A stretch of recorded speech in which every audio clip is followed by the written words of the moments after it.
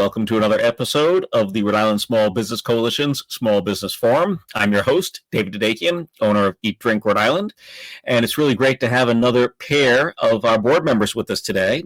I say pair because they are a couple that own Sabater Lab for Psychological. I want to make sure I get the full name right here. I copied it down. Sabater Laboratory for Psychological Innovations Incorporated. And here we are with Julio and Ivelisse Sabater. Hello to the both of you. I wanted to make sure I had the full name of the business because I want people to be able to look you up, and we'll of course link it down below in the show notes and everything like that. But I wanted to get that and let people know how to find you up in Pawtucket, right? Yes. Thank you so much for having us here, David. It's our pleasure. I mean, you've been board members along with myself for almost the entire duration of the coalition, so that's wonderful. And tell us a bit about your business. Tell us about what you do up there. All right. So we are, like you said, in Pawtucket, located in Pawtucket, in 242 Main Street in Pawtucket, and we have been there since 2015, doing what we do, what we love, working in the community in the area. But we have more than 25 years in the field of mental health, education, and community service. And that's what we do, our organization. It's the focus of that of our organization is. So we provide a Sabater Laboratory for Psychological Innovations, Inc., or Sabater Lab for short, psychological services. So I'm a psychologist, and my wife Ivelisse is an educator, and also in moving forward to becoming a clinician as well. So yeah, we're going to be doing that as well together. So we provide the psychological services, counseling, assessment, consultation. It's a trauma-informed mental health clinic, and we provide services with the specialty for people who have had PTSD, difficult time readjusting after a traumatic event. So we provide some strategies that help them improve or better their quality of their life. So we do that's the main component that we do. There's a lot of need for people who need treatment for trauma, and we do that. Now, is that the only thing that we do? No, we do more things in terms of anything with psychology, right? So the other thing that we do is the assessments, psychological assessments, and those are comprehensive evaluation or tests that assess the level of intelligence, the way that the person is able to understand the world and also perform at school, right? So those tests are very important also to come on with levels, to identify the levels of performance in the school. So for students, for children, even for college students, that's very important, and also for careers. Some careers may also require psychological testing, like the police, the force. So that's another evaluation. And we do all our services are in English and Spanish. So, and we treat children, adolescents, families, and adults. So the whole age span that we do. So we've been doing that service in Pawtucket since 2015. Now, we also are very passionate about not only providing services because we know there's a high need for mental health services, but also to investing of our time transferring those skills so that then we could invest and put the seeds so that there are more providers in the field. Yeah. So, there are more people to become mental health clinicians, psychologists, and even if they're not completely in the psychological component, but they still carry that seed or that knowledge about mental health. So we do workforce development. That's one of the other passion that we have in the field. So in 2021, because of this need, and we wanted to make sure that our reach was expanded, we established the Sabater Lab Foundation, which is our nonprofit organization, and that's the way that we provide whatever we do at Sabater Lab out there into the community through programs that they're not treatment. It's not treatment. However, we're talking about mental health and bringing that topic that is so important, but yet there are a lot of stigma out there in a different, giving our community members a different point of view about mental health. So we do one of the, for example, treatment model that we use for the community is the Sabater Lab um, community care mini clinics, and just it sounds like whoa, but it's only a program of 5 stations, and the person goes from uh, station 1 to 5, and in between they get a mental health screening. As a matter of fact, tomorrow is going to be our mental health screening day, the annual. So it's the 4th year that we are doing that. And then they watch a video about mental health, and then the fourth station, they will learn some skills. All right. So and then they go home. They bring it back with materials about mental health and information that they could read themselves and share with other people. We're all about transferring those skills. Now, the cool thing about this program that we do in the community through the Sabatella Foundation and the Workforce Development is that these programs are mainly led by youth. The youth participants, so they're interns. We have an internship Yeah. program, combining the Sabatella Lab and Sabatella Foundation together. So we have the Sabatella Clinical Training and Service Internship Program, and those students take the role of leading this the logistics of the project. We call them community projects, and then each of the components they get trained. They're able to teach, so connect with community members. For mental health, being connected to other people is very important. So that connection, we're bringing that opportunity, that experiential learning opportunity to many youth. So they get to, how cool is that? That's A high great. school student is able to provide some mental health screening, right? And then teach about it. And while they're teaching, they're learning, and they're also having our support because we are with them. And this year, I'm gonna let you even speak. this year we I have wasn't going to stop you, Julio. But yeah, this year we have I'm going to at some point say, it'd be nice to hear from her as well. this year we have a combination of interns from different places. We have students through the Prepare Right program. We have 7 through them through the Skills Right Prepare Right program, and we also have this year another student that goes to CCRI, but he independently spoke with us. Oh, Because he wanted to do part of the internship. We have other students that are from high schools in the state, and they asked to join us. And we have this year 4 students from California, and that they are attending hybrid. So we have in total about 10, right? 10, 10 students. And the beauty of it, we have been able to incorporate all of them together live. And this year, for the first time, we have in person, but we are going to have a virtual also on mental screening day. And like Julio was saying, the beauty of this is that we could impact our youth life. yeah. One of the things they mentioned to us, oh, we are the future. We told them, you are not the future, you are the present. Right. So you are the present and the future. Right. So Right. and through this, we teach them skills through courses and very structured, and then we provide the opportunity to apply the knowledge. For example, like this grant writing, and then every group, they work in groups, and each group writes a grant, and we created a template, and they also present, and we submit the grant. So for the proposal, for them, that was a very impactful because they were saying, oh wow, so we are part of this for real, and we were just for real in that like mental health and skills to deal and to cope with stress. They could use it for themselves, they could use it for family member, they could use it for people in the community, and the idea is we are impacting and touching their life.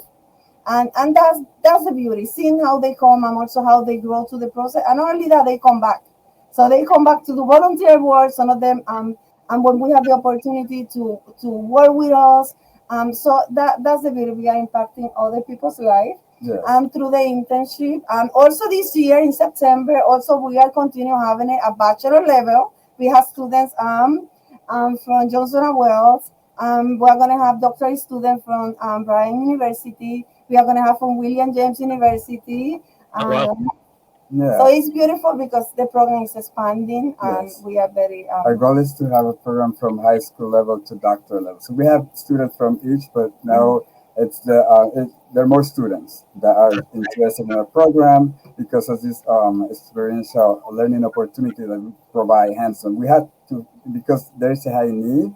We Yeah. cannot just say, "Oh, we are aware of HIPAA and the laws about confidentiality," but we have come up with a creative way that we could still provide this opportunity for our students to connect with Yeah. the community and be of impact without violating the HIPAA laws. And that's something that sometimes becomes a barrier for our students when they come to us because, oh, wow, you're a licensed clinical psychologist, and still, you're reachable, you're accessible, and also you're allowing us to be here and to learn. And so, I always ask, tell the students, just ask, maybe if you could go in there and just, doesn't matter how the person is, looks, or whatever company, go ask and say, can I learn from you? Can you teach me something? Give me some, So because we're all about, transferring skills. And I'm sure that my colleague, my fellow psychologists, colleagues in the field, they know there's a need, right? So Yeah. we would turn away a youth that would like to become a psychologist or want to contribute to the mental health field away, right? So, we also spread that message among our students. But we are very excited at what is happening here with us, and our community. We're very also involved in the community Yeah. here with small business owners here. We provide also technical services for small business owners. So, even something simple as let's say they would like to obtain a grant, and then even if it's a city, even at the city level, the city may ask to have the SAM number or the UEI number, right? To be able to, so we provide that. We are able to help them with that, to get them registered so that they have the capability even to find an EIN or try to establish the idea to become a business. We help them with the mission, the vision, how do you see yourself impacting the life of others in the idea that you have. And so we also help that. We've been helping here in the community making a difference. That's very important. Yeah, and something else that we did with small business and which I can provide is through Skills Arrive, because we were vendors with them through one of the grants they got. So we were vendors and we were able to provide curriculum classes for childcare providers, computer classes, services like that. I'm training them to help them in their area of specialization. So having that partnership is very important because it helps us to reach also other communities and to collaborate. Yeah, absolutely. No, it was the Skills on our technical program was great. It had a few bumps to get started, but once we got into it, it was a really great program, and I hope to see it continue one day. We should be talking to some folks from Skills in the program in a few weeks as well. So they're a great partner on a lot of things with small business. But what I wanted to say was, I think we're at this point in time. I mean, mental health has always been important. I think especially this. It's not something that's new by any means, but it certainly seems like it's more vocally out there in the world right now, and I think that's wonderful. I think it's important. I think it's great that people communicate. Do you see that helping your small business? Do you see more small businesses coming to you and saying we have concerns or things we want to be able to tackle? How do we do it? Where do you see that? So yeah, there are more people that are voicing their needs, Yeah. and coming over and asking for help, and we are here for that. We have seen that increase, right? So the fact that at least that even if we connect, right? Yeah. That connection is very important, and then so it becomes, so for the technical assistant services that we have provided, it has become like a family, if you will, or a community Nice. here. So then, I become into some groups, some communities, the people that they come to, oh, we need something in this area. Let's try to talk to the Sabaters to see what they can do. And we always say, we're very honest, very transparent. If we know it, we share it. If no, we'll find out. We'll look, we search all the area, to refer people to other services. If it's out of our scope, we're going to be very honest and say, this is what we can do. These are limits. But however, these are other places, and being connected to the coalition, right? Being part of the coalition has also help us bring that information out and to the community. So Yeah. our role of being, in that, in our community, being the voice, right, bringing the message back and forth, and also advocating, right, because there are sometimes that we have brought up some things and has made a difference. Absolutely true. I think you've both been very warm and informational and helpful to the coalition. I certainly find your input. It's a good perspective. A lot of people think small businesses and they think of things like restaurants or barbers or lawyers or accountants, and obviously what you do is vitally important. But the nonprofit, even though it's a nonprofit, is also a business. I mean, so it's valuable to see a lot of different facets to what goes on in this state, and it's certainly a valuable addition to the state. So that's great to see. So now I know, because I've known you for a few years now. But so the two of you, how long have you been doing this now? How long have we been doing this? The work? Yeah, but before you started the company, how long? Where did the two of you connect on this on mental health and helping? Well, so for one, we have been married for, it's going to be this Saturday. Saturday is going to be 27 years. Wow. So yeah, we connected, I would say, on mental health a while ago. Yeah. We were in middle school or ninth grade. And then when we met, and then in Puerto Rico, so we're originally from Puerto Rico, and then I traveled here. Then Ivelisse stayed in Puerto Rico. We had a friendship, best friends for 10 years, and then I went back to Puerto Rico, married her, and brought her back here. So on that, that's our life story in terms of that being together. Now we have been in the field, like Ivelisse in education. So seeing a lot, she was a teacher up to this past December. Right. So it's no longer, but there's a lot of mental health there. Before I was a licensed clinical psychologist, I was a school psychologist, and at the same time, I was a clinician at the Providence Center. So, and then I was the psychologist at the Providence Center for Children, adolescents. So that, and then the reality of our communities, that's where we started really, knowing. So it was out of a need that it was a realistic need that we had, and then our communities, and then in the field, in the lack, we said, we always see something happen, a situation, we want to become part of the solution, wherever it is, we try to, as much as we can, be part of the solution, and so that's what we're doing. Since we started to say, it's taking us to get here, some hurdles and things, normal life, but here we are, right? Yeah. In the other hand, we are like a combination. We are like we work as a team. Yes. A lot. We have the clinical component. I also have the educational component. So when we know a skill, we want to share that skill. Yes. So we want to not just do things for others, but we want to teach them also a model for them. This is how you do it. Walk them to the process. And I think that could make a difference, because then you learn the skill, you take it, and whatever you go use it, do the same, or just change the places where you go and help others. And like we mentioned before, we could have, let's say, if somebody come and seeking for help, it's about loss, we don't know that, but we get the resources and then we share with the community. So, and our team already know if somebody knock our doors with another need, so we use our resources, our backgrounds in education, psychology, mental health. So we combine it and we share the community. Yeah. That's absolutely true. I think, it's interesting. I think a lot of small businesses, even though, we're all overtaxed a bit, we all still want to be part of our community. I mean, I think that's the beauty of small businesses. We want to be part of the community. We want to give some of our time. We want to help other small businesses. At least here in Rhode Island, I know we've been very helpful to each other, and I think that's it's a valuable aspect of owning a small business. I mean, I don't want to put down corporations, but there's not a lot of heart and soul to the corporations like we have. Especially in the coalition, it's a good group of people that are trying to move things forward. Yeah.